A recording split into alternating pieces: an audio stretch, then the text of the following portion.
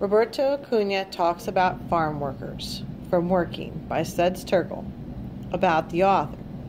Studs Terkel, famous Chicago radio broadcaster, interviewer, and writer, was born Louis Terkel in New York, a Pulitzer Prize winner. Terkel wrote more than 24 books, but he is probably most famous for his oral histories. I walked out of the fields 2 years ago. I saw the need to change the California feudal system, to change the lives of farmers, to make these huge corporations feel they're not above anybody. I am 34 years old, and I try to organize for the United Farm Workers of America. If you're picking lettuce, the thumbnails fall off because they're banged on the box. Your hands get swollen. You can't slow down because the foreman sees you're so many boxes behind and you'd better get on. But people would help each other. If you're feeling bad that day, somebody who's feeling pretty good would help. Any people that are suffering have to stick together, whether they like it or not, whether they be black, brown, or pink. I began to see how everything was so wrong. When growers can have an intricate watering system to irrigate their crops, but they can't have running water inside the houses of workers. Veterinarians tend to the needs of domestic animals, but they can't have medical care for the workers. They can have land subsidies for the growers, but they can't have adequate unemployment compensation for the workers. They treat him like a farm implement. In fact, they treat their implements better and their domestic animals better. They have heat and insulated barns for the animals, but the workers live in beat-up shacks with no heat at all. Illness in the fields is 120% higher than the average rate for the industry. It's mostly back trouble, rheumatism, and arthritis because of the damp weather and cold. Stoop labor is very hard on a person. Tuberculosis is high, and now because of the pesticides, we have many respiratory diseases. The University of California at Davis had government experiments with pesticides and chemicals. They get a bigger crop each year.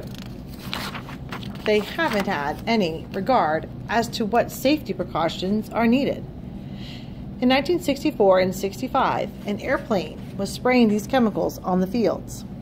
Spraying rigs, they're called.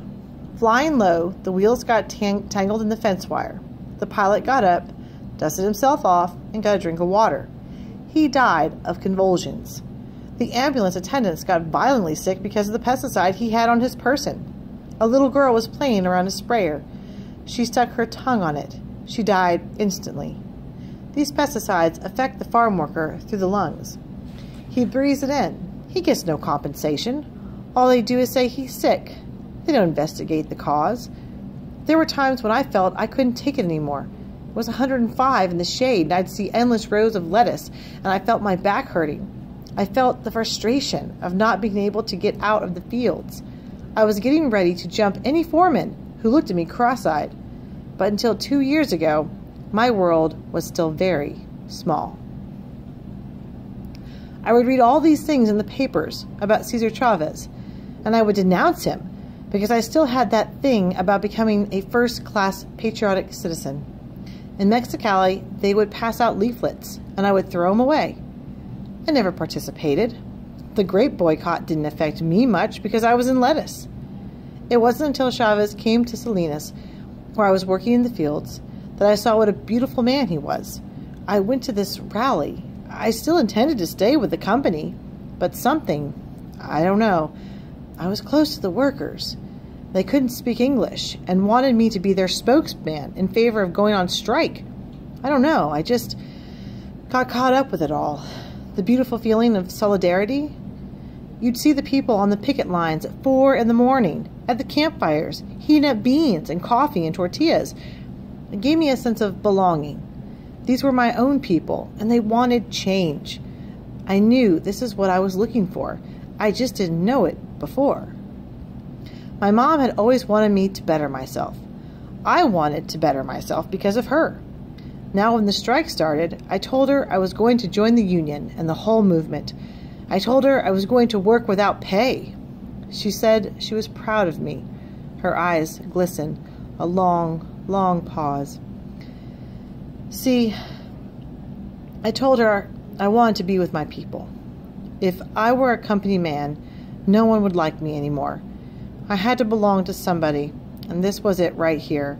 She said, I pushed you in your early years to try to better yourself and get a social position, but I see that's not the answer. I know I'll be proud of you. All kinds of people are farm workers, not just Chicanos. Filipinos started the strike.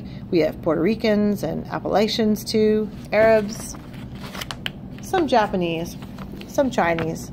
At one time, they used us against each other, but now they can't, and they're scared, the growers. They can organize conglomerates. Yet, when we try organization to better our lives, they are afraid. Suffering people never dreamed it could be different. Cesar Chavez tells them this, and they grasp the idea, and this is what scares the growers. Now the machines are coming in. It takes skill to operate them, but anybody can be taught. We feel migrant workers should be given the chance. They got one for grapes. They got one for lettuce. They have cotton machines that took jobs away from thousands of farm workers. The people wind up in the ghettos of the cities, their culture, their families, their unity destroyed. We're trying to stipulate it in our contract that the company will not use any machinery without the consent of the farm workers. So we can make sure that the people being replaced by the machines will know how to operate the machines. Working in the fields is not in itself a degrading job. It's hard, but if you're given regular hours, better pay, decent housing, unemployment, and medical compensation pension plans, we have a very relaxed way of living. But growers don't recognize us as persons. That's the worst thing. The way they treat you, like we have no brains. Now we see they have no brains. They have only a wallet in their head. The more you squeeze it, the more they cry out. If we had proper compensation, we wouldn't have to be working 17 hours a day and following the crops. We could stay in one area, and it would give us roots. Being a migrant, it tears the family apart. You get in debt. You leave the area penniless. The children are the ones hurt the most. They go to school 3 months in one place and then on to another. No sooner do they make friends, they are uprooted again. Right here, your childhood is taken away. So when they grow up, they're looking for this childhood they have lost.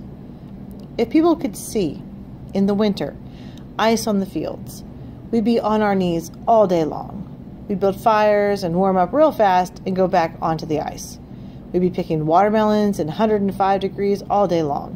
When people have melons or cucumber or carrots or lettuce, they don't know how they got on their table and the consequences to the people who picked it. If I had enough money, I would take busloads of people out to the fields and into labor camps, and then they'd know how that fine salad got on their table.